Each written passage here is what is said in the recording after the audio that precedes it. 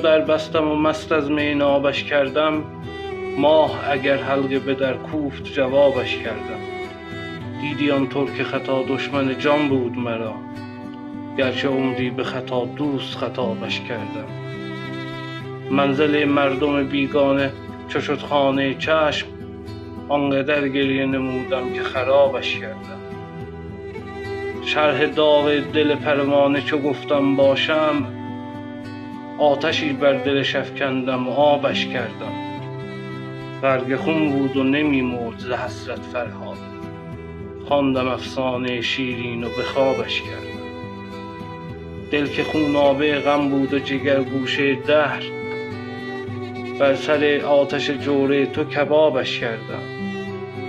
زندگی کردن من مردن تدریجی بود، آنچه جان کند تنم عمر حسابش کردم.